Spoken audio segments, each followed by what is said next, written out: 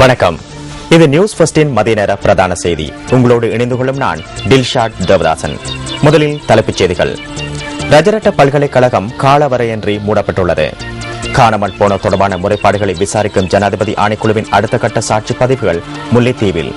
வெள்ளவத்தை கடற்பரப்பில் மீன்பிடி படகொன்று கவிழ்ந்ததில் ஒருவர் காணாமல் போயுள்ளார். இந்தியா ஆந்திர பிரதேசத்தில் எரிவாயு குழாய்களில் ஏற்பட்ட வெடிப்பில் 3 பலி. இனி விரிவான செய்திகள். ரஜரட்ட பல்கலைக்கழகம் காலவரையின்றி மூடப்பட்டுள்ளது. பல்கலைக்கழக வளாகம் மற்றும் விடுதிகளில் அனைத்து மாணவர்களையும் இன்று முற்பகல் 10 மணியுடன் வெளியேறுமாறு அறிவித்தல் விடுக்கப்பட்டதாக பல்கலைக்கழகத்தின் உபவேந்தர் பேராசிரியர் ரஞ்சித் விஜயவர்தன தெரிவிக்கின்றார். எனினும் மாணவர்கள் பல்கலைக்கழக பிரதான நிர்வாக அலுவலக கட்டடத்துக்குள் உள்ளதாக எமது செய்தியாளர் குறிப்பிடுகின்றார். மாணவர்களுக்கு விடுக்கப்பட்டுள்ள வகுப்பு தடையை நீக்குமாறு வலியுறுத்தியும் மேலும் பல கோரிக்கைகளை முன்வைத்தும் பல்கலைக்கழக நிர்வாக கட்டடத்திற்கு முன்பாக நேற்று பிற்பகல் இந்த எதிர்ப்பு நடவடிக்கை ஆரம்பமானது.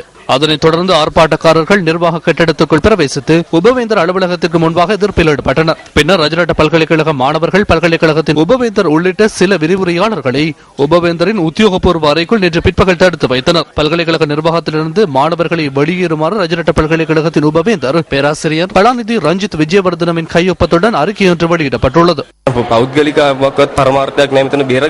எமக்கு தனிப்பட்ட நோக்கம் ஒன்று கிடையாது. எமக்கு இந்த இடத்தில் உறுதியான பதில் ஒன்று தேவைப்படுகின்றது. எமக்கு பிரச்சனை ஒன்று உள்ளது. உண்மையான பிரச்சனை ஒன்றுக்காக வந்த எம்மை காலை 10 மணிக்கு வெளியேறுமாறு அறிக்கை ஒன்று வெளியிடப்பட்டுள்ளது.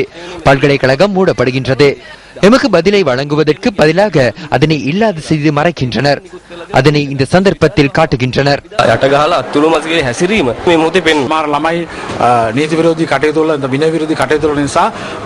சில மாணவர்கள் ஒழுக்காற்றுக்கு எதிராக செயற்பட்டுள்ளனர். நாங்கள் சில மாணவர்களுக்கு வகுப்பு தடை விதித்தோம். அந்த சந்தர்ப்பத்திலிருந்து பல்கலைக்கழக நிர்வாகத்திற்கும் பல்கலைக்கழக விரிவுரையாளர்களுக்கும் பல்வேறு வகையிலும் பிரச்சனைகளை ஏற்படுத்தினார்கள். நாட்டில் இருந்த நிலைமையை கருத்தில் கொண்டு கடந்த காலங்களில் நாங்கள் மிகவும் பொறுமையாக கடமையாற்றினோம். இந்த விடயம் குறித்து 5 சுற்று பேச்சுவார்த்தைகளை நாங்கள் நடத்தினோம். இந்த பிரச்சனையை தீர்த்துக் கொள்வதற்கான தேவை மாணவர்களிடம் கிடையாது. பிரச்சனை ஒன்றை உருவாக்குவதற்கான தேவையை மாணவர்களிடம் காணப்படுகின்றது. நாட்டிற்கும் சர்வதேசத்திற்கும் பிரச்சனையை கொண்டு செல்வதற்கான தேவை அவர்களுக்கு ஏற்பட்டுள்ளது. நாட்டிற்கும் சர்வதேசத்திற்கும் பிரச்சனையை கொண்டு செல்வதற்கான தேவை அவர்களுக்கு ஏற்பட்டுள்ளது. அதனாலேயே நாங்கள் மிகவும் பொறுமையுடன் செயற்பட்டு வருகின்றோம். கலந்துரையாடலின் ஊடாக இந்த பிரச்சனையை தீர்த்துக் கொள்வார்களாயின் அது சிறந்ததாக அமையும். ஜனாதிபதி மஹிந்த ராஜபக்சவின் மாலைத்தீவு விஜயமானது இரு நாடுகளுக்கும் இடையிலான தொடர்புகளின் முக்கிய மைல்கல்லாகும் என மாலைத்தீவு வெளிவிவகார அமைச்சர் துன்யா மௌமூன் தெரிவிக்கின்றார். மாலைத்தீவிற்கான விஜயத்தை மேற்கொண்ட ஜனாதிபதிக்கும் அந்த நாட்டு வெளிவிவகார அமைச்சருக்கும் இடையிலான சந்திப்பின் போதே அவர் இதனை குறிப்பிட்டுள்ளார். தற்போதைய மாலைத்தீவின் ஜனாதிபதி பதவியேற்றதன் பின்னர் தமது நாட்டிற்கு விஜயம் செய்த முதலாவது அரசு தலைவர் என்ற ரீதியில் இரு நாடுகளுக்கும் இடையிலான நட்புறவு தொடர்புகளை முன்னேற்றிக் கொள்கின்றமை மகிழ்ச்சி அளிப்பதாக இந்த சந்திப்பின் போது அந்த நாட்டின் வெளிவிவகார அமைச்சர் துன்யா மவுதுன் தெரிவித்துள்ளார். இந்த சுற்றுப்பயணத்தின் போது தான் உள்ளிட்ட தனது பிரதிநிதிகளுக்கு மிகுந்த வரவேற்பு அளிக்கப்பட்டமை குறித்து ஜனாதிபதி மஹிந்த ராஜபக்ச மகிழ்ச்சி வெளியிட்டுள்ளார். இதேவேளை மாலைத்தீவின் பாதுகாப்பு சேவைக்கு தேவையான ஆலோசனை மற்றும் பயிற்சிகளை வழங்குவதற்கான உதவிகளை பெற்றுத்தருமாறு மாலைத்தீவின் பாதுகாப்பு அமைச்சர் ஓய்வு பெற்ற கர்னல் முகமது நசீம் கேட்டுக் கொண்டுள்ளார். ஜனாதிபதி மஹிந்த ராஜபக்சவுடன் நேற்று இடம்பெற்ற சந்திப்பின் போதே இந்த கோரிக்கை விடுக்கப்பட்டுள்ளது.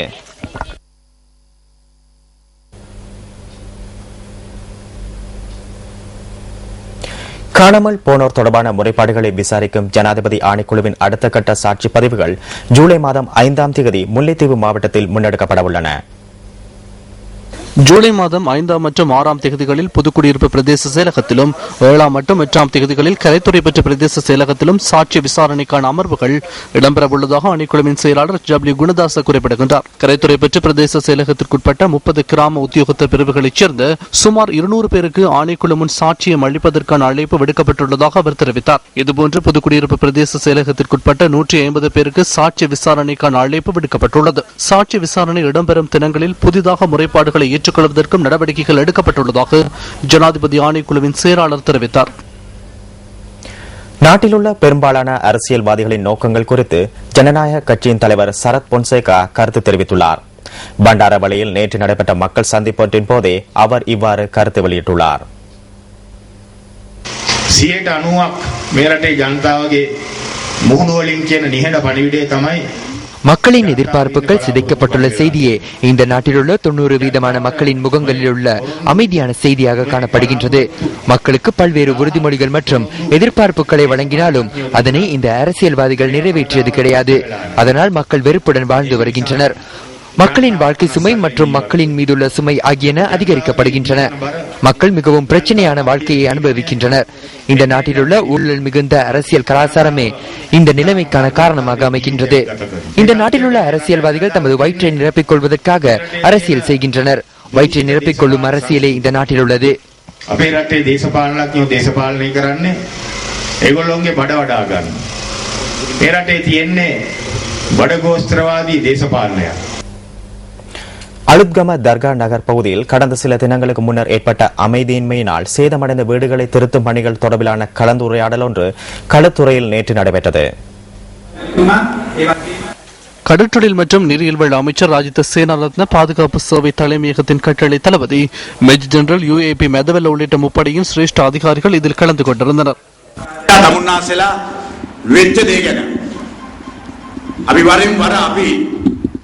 உங்களுக்கு ஏற்பட்டுள்ள நிலைமை குறித்து நாங்கள் கருத்து தெரிவிக்கின்றோம். எமது இதயபூர்வமான குரலை எழுப்புகின்றோம். அதிகளவான கவலை எங்களுக்கு உள்ளது. ஏனெனில் இந்த தொகுதியை மிக அழகாக நான் வைத்திருந்தேன். கண்ணாடி பாத்திரம் ஒன்றை நான் செய்திருந்தேன். அந்த கண்ணாடி பாத்திரத்தை சில குண்டர்கள் உடைத்து சேதப்படுத்தினார்கள். மீண்டும் முதலிலிருந்து நான் அதனை செய்ய வேண்டும். உங்களுக்கு ஏற்பட்டுள்ள நிலைமை தொடர்பில் இந்த மாகாணத்திற்கு பொறுப்பான அமைச்சர் என்ற ரீதியிலும் உங்களின் சேவகன் என்ற ரீதியிலும் நான் மன்னிப்பு கோருகின்றேன். පළාතේ මන්ත්‍රීවරයා විදියට තමුන්නාසලගේ මහජන සේවකයා විදියට අද සිට අපි ක්‍රියාත්මක වූ මේ වැඩපිළිවෙලට இன்று முதல் அமலுக்கும் வரும் வகையில் இந்த வேலை திட்டத்தை நடைமுறைப்படுத்த ஜனாதிபதி, அரசு அதிகாரிகள் மற்றும் அமைச்சர்கள் ஆகியோரின் ஒத்துழைப்புடன் தேவையான நிதியை ஒதுக்கீடு செய்து கொள்ள எங்களால் முடிந்துள்ளது. இராணுவத்தின் தலைமையுடன் முப்படையின் ஒத்துழைப்புக்கு மத்தியில் உங்களின் வீடுகள் மற்றும் வர்த்தக நிலையங்களை மீண்டும் புனரமைக்க முடிந்துள்ளது. இதற்காக இராணுவம், விமானப்படை மற்றும் கடற்படை ஆகியோரை ஒன்றிணைத்து இந்த விசேட திட்டத்தை முன்னெடுக்க உள்ளோம். இந்த அமைப்பின் ஊடாகவே உங்களின் வீடுகளை புனரமைக்கும் பணிகளை நாம் ஆரம்பித்துள்ளோம். මේ සංවිධානය තුළින් තමයි ඔබලාගේ නිවාස අලුත් වැඩියා කිරීමට ආරම්භ කරන්නේ. தேசத்திற்கு மகுடம் தேசிய அபிவிருத்தி வேலை திட்டத்தின் முன்னேற்ற மாதாந்த மீளாய்வு அறிக்கை தொடர்பான கூட்டம் மாத்தறையில் நேற்று நடைபெற்றது. மாத்தறை மாவட்ட செயலகத்தின் கேட்போர் கூடத்தில் இடம்பெற்ற இந்த கூட்டத்தில் பிரதேசத்தின் அரசியல்வாதிகள் மற்றும் அரசாங்க அதிகாரிகள் பலரும் கலந்து கொண்டிருந்தனர். අනිවාර්යයෙන්ම පෙබරවාරි 4 අතිගරු ජනාධිපතිතුමාගෙන් විවෘත කළ යුතුයි. විවිධ බාධකයේවි. இந்த கண்காட்சி ஜனாதிபதியினால் பிப்ரவரி மாதம் 4ஆம் தேதி நிச்சயமாக திறந்து வைக்கப்படும். பல்வேறு வகையிலான இடையூறுகள் ஏற்படக்கூடும். மழை பெய்யக்கூடும், காற்று வீசக்கூடும். இவ்வாறான பல்வேறு பிரச்சனைகள் ஏற்படும். நிதியிலும் பிரச்சனை ஏற்படுவதற்கான வாய்ப்புகள் உள்ளன. எவ்வாறாயினும் தமது கடமைகளின் பிரகாரம் தனிப்பட்ட விடயங்களுடன் ஒன்றிணைந்து செயற்படாது தொகுதியின் பிரதானிகள் அனைவரும் ஒன்றிணைந்து அதற்கு தேவையான செயற்பாடுகளை முன்னெடுக்க உள்ளோம். மாத்தறை மற்றும் அதனை சூழவுள்ள மாவட்டங்களுக்கு சுமார் 100 வருடங்களுக்கு தேவையான அனைத்தையும் தேசத்துக்கு மகுடம் கண்காட்சியினூடாக பெற்றுக் கொடுக்க நாங்கள் எதிர்பார்த்துள்ளோம்.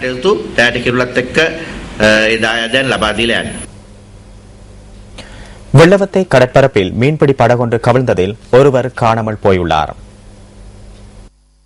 இந்த விபத்து நேற்று இரவு 10:40 அளவில் இடம்பெற்றுள்ளதாக போலீசார் குறிப்பிடுகின்றனர். வெள்ளவத்தை கரையோர பகுதியிலிருந்து சுமார் 1 கிலோமீட்டர் தொலைவில் இந்த படகு கவிழ்ந்துள்ளதாக போலீசார் தெரிவித்துள்ளனர். காணாமல் போன நபர் வெள்ளவத்தை பகுதியைச் சேர்ந்த 40 வயதான நபர் ஒருவர் என தெரிவிக்கப்படுகின்றது. படகிலிருந்து மற்ற இருவரும் காப்பாற்றப்பட்டுள்ளனர். காணாமல் போன நபரை தேடும் பணிகளில் போலீசார் மற்றும் கடற்படையினர் ஈடுபட்டுள்ளனர். இதேவேளை காலி ருமசலாவில் மீன்பிடி படகு ஒன்று கவிழ்ந்ததில் காணாமல் போன நபரை தேடும் பணிகள் தொடர்ந்து முன்னெடுக்கப்படுகின்றன. இந்த நபர் நேற்று காலை மீன்பிடிக்க சென்ற வேளையிலேயே இந்த விபத்து நேர்ந்துள்ளது. இந்த படகு வழமையாக துடங்குவ பகுதியிலிருந்து கடலுக்கு செல்வதுடன் அன்றைய தினம் நிலவிய அதிக காற்றுடன் கூடிய வானிலையினால் குறித்த படகு அன்றைய வெலிகம மீனவ துறைமுகத்திலிருந்து சென்றுள்ளது. இந்த படகில் அன்றைய தினம் 9 பேர் பயணித்துள்ளதுடன் இனி 8 பேரும் காப்பாற்றப்பட்டுள்ளனர். தாக்குதலுக்கு இலக்காகி காயமடைந்த கடுகண்ணாவ மாவட்ட வைத்தியசாலையில் அனுமதிக்கப்பட்டுள்ள கடுகண்ணாவ விமலதம்ம தேரரை பிரதமர் DM ஜெயரத்ன சென்று பார்வையிட்டுள்ளார். கடுகண்ணாவ பலன ஆனந்தராம விகாரையின் விகாராதிபதி கடுகண்ணாவ விமல தர்ம தேரர் கடந்த 24ஆம் தேதி இனம் தெரியாத குழுவினரால் தாக்குதலுக்கு இலக்காகியிருந்தார். இந்த சம்பவம் தொடர்பில் கைது செய்யப்பட்ட 7 சந்தேக நபர்களும் எதிர்வரும் 2ஆம் தேதி வரை விளக்கமறியலில் வைக்கப்பட்டுள்ளனர். மட்டக்களப்பு கலங்கரை விளக்கத்திற்கு அருகில் வல்லாப்பட்டை ஒரு தொகையுடன் 2 சந்தேக நபர்கள் கைது செய்யப்பட்டுள்ளனர். இது தொடர்பாக கிடைத்த தகவலுக்கு அமைய போலீசார் நேற்றிரவு சந்தேக நபர்களை கைது செய்துள்ளனர். சந்தேக நபர்களிடமிருந்து சுமார் 6.5 கிலோகிராம் வல்லாப்பட்டை போலீசாரினால் பறிமுதல் செய்யப்பட்டுள்ளது. அத்துடன் வல்லாப்பட்டையை கடத்தி செல்வதற்காக சந்தேக நபர்கள் பயன்படுத்திய மோட்டார் சைக்கிளையும் போலீசார் கைப்பற்றியுள்ளனர். சந்தேக நபர்கள் வாழைச்சேனை பகுதியை சேர்ந்தவர்கள் என விசாரணைகள் மூலம் தெரிய வந்துள்ளது. சந்தேக நபர்கள் இருவரையும் மட்டக்களப்பு நீதவான் நீதிமன்றத்தில் இன்று ஆஜர்படுத்துவதற்கு போலீசார் நடவடிக்கை எடுத்துள்ளனர். முனராகல கொட்டியாகல ஹதர எல பகுதியில் எரியூட்டப்பட்ட நிலையில் ஆணின் சடலம் ஒன்று மீட்கப்பட்டுள்ளது. கொட்டியகல பகுதியில் உள்ள காட்டு பகுதியிலிருந்து இந்த சடலம் கண்டெடுக்கப்பட்டுள்ளது. சம்பவ இடத்திற்கு சென்ற முனராகல நீதவான் சடலம் தொடர்பான விசாரணைகளை நேற்று மேற்கொண்டார். சுமார் 30 வயதான ஒருவரை சடலமாக மீட்கப்பட்டுள்ளார் என போலீசார் தெரிவிக்கின்றனர். கொழும்பு பாலத்துறை சேதவத்தை பகுதியில் நுகர்விற்கு உதவாத நூடுல்ஸ் தயாரிப்பு நிலையம் ஒன்றை நுகர்வோர் விவகார அதிகார சபையினர் சுற்றி வளைத்துள்ளனர்.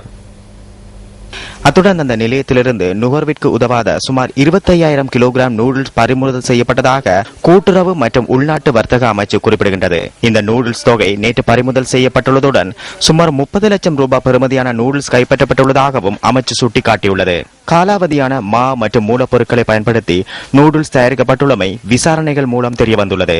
இந்த நூடுல்ஸ் ஹோட்டல்கள் மற்றும் உணவகங்களுக்கு விற்பனை செய்யப்பட்டுள்ளதாகவும் கண்டறியப்பட்டுள்ளதாக கூட்டுறவு மற்றும் உள்நாட்டு வர்த்தக அமைச்சு கூறியுள்ளது. நுகர்விற்கு உதவாத நூடுல்ஸ் தயாரித்த சம்பந்தப்பட்ட நிலையத்திற்கு சீல் வைக்கப்பட்டுள்ளது. இத்துடன் நியூஸ் ஃபர்ஸ்டின் மதிய நேர பிரதான செய்தி நிறைவு பெறுகின்றது. நியூஸ் ஃபர்ஸ்டின் மணித்தியால செய்தியை 2:25க்கு எதிர்பாருங்கள். வணக்கம். Hotline 0114-896-896 www.newsfirst.lk. Feedback at newsfirst.lk.